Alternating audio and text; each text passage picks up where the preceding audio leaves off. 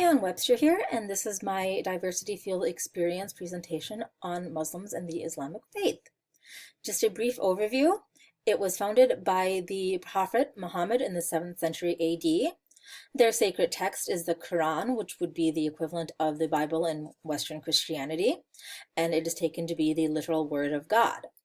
It is a monotheistic religion, which means that they believe in only one God and not several. And their holy city is Mecca, and it is believed to be holy because it is the birthplace of their prophet Muhammad.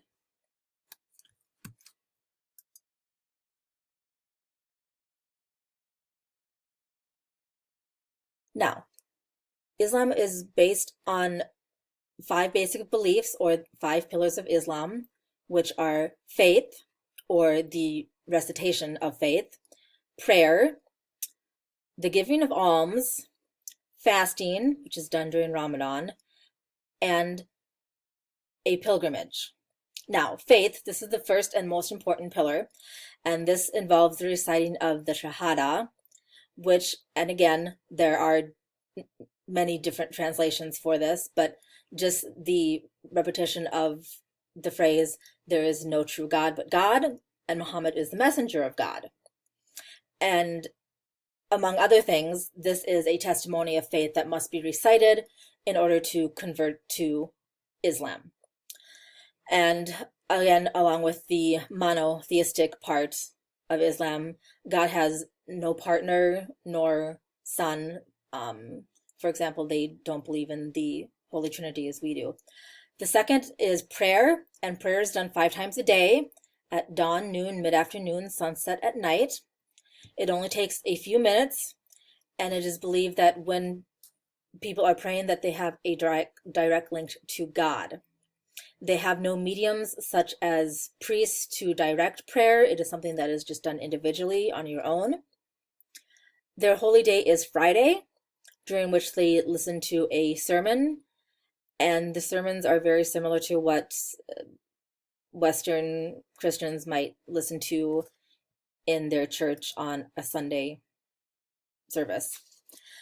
The giving of alms is also very important because they believe that all wealth is held by God and humans are simply trustees. And they believe in the sharing of wealth and in reducing what we hold ourselves. It will encourage growth.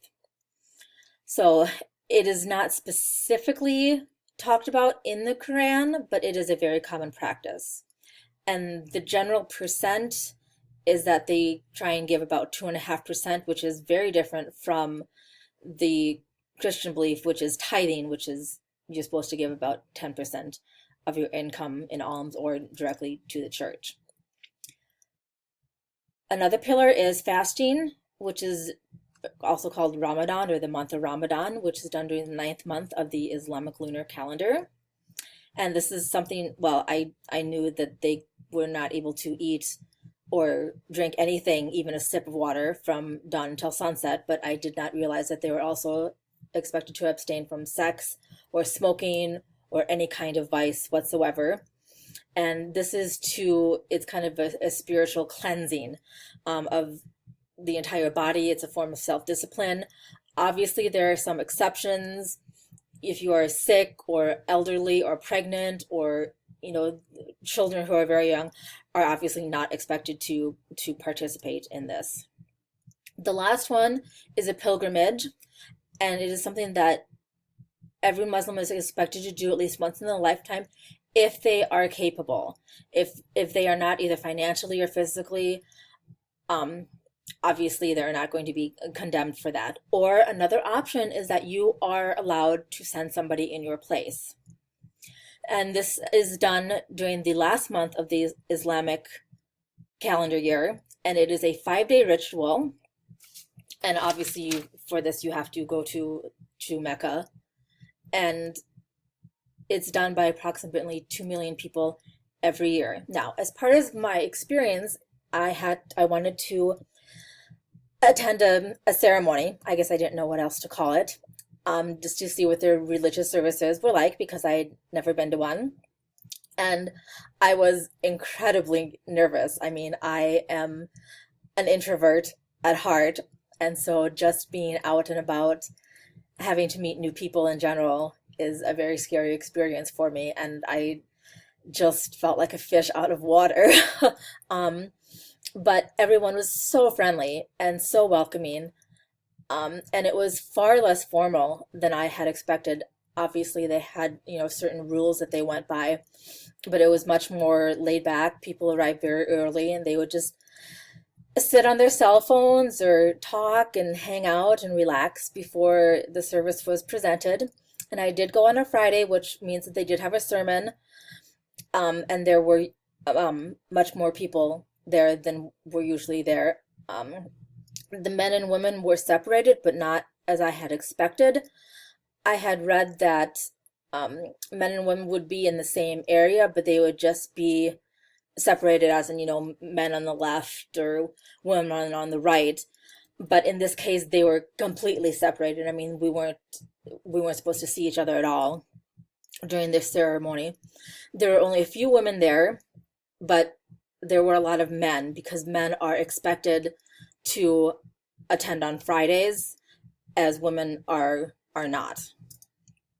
So that's me at the end, because everybody was so helpful and nice, and I just felt so much better about being there, and everyone made me feel so welcome. So it was really a wonderful experience. Another part of what I did was I spoke with a friend of mine who happened to be overseas at this time about what it was like growing up being a Muslim in America. And his responses were very interesting in that they were not at all what I expected. I tried to leave my questions open-ended, so to give him kind of free rein about what to talk about. And I was really expecting him to say things that were much more social and political, but they were not. Actually, the first two things they talked about were the fact that growing up in America was that it was so much easier for him to figure out what he could and couldn't eat, because he just kind of grew up knowing what had pork in it and what didn't. So that was really the first thing he said. The second thing that he mentioned was that he just thought it humorous that people would always comment about his name. His name was Muhammad. And so people would just come up to him and say, well, why is your name Muhammad? And he always thought that that was amusing, because he would always return their question saying, well, why is your name Bob? And those were the two things that he brought up about when I first asked him about being a Muslim in America. He said that he really didn't feel like he stood out or that he felt different, but then again, he said he grew up here, he didn't have an accent. He didn't feel like he really stood out any more than anybody else. The one thing that he did mention was that during work, if he had a long shift, sometimes it was kind of not necessarily awkward, but just kind of odd to explain how he had to set aside just a few minutes a day for, in a private area to be able to do his prayers. The next thing I asked him is what, with all this hype going on about terrorists and all these anti-Muslim statements and all these things that you see in the media, I asked him what he as a Muslim would want the general American public to know about either himself or Muslims in general. And again, his responses kind of surprised me. And he said that, well, if Islam is such a horrible religion, then why is it one of the fastest growing religions in the world? He would say that obviously it can't be that bad. And what he wanted people to do more than anything is just to stop and think and encourage people that when you hear things from friends or when you hear things on Facebook, don't jump to conclusions. Don't automatically believe everything that you hear. Take the time to research and look things up and find things out for yourself, instead of just going along with the flow and jumping on the bandwagon when you hear all these negative things and in the media. And he just wants people to keep that in mind, and reminding people that as with all things religion or culture, race, is that when bad things happen or when there are extreme cases of anything, is that the few do not always represent the many. So that was my experience with the Muslim population, and I hope you found this as interesting as I have. Thank you.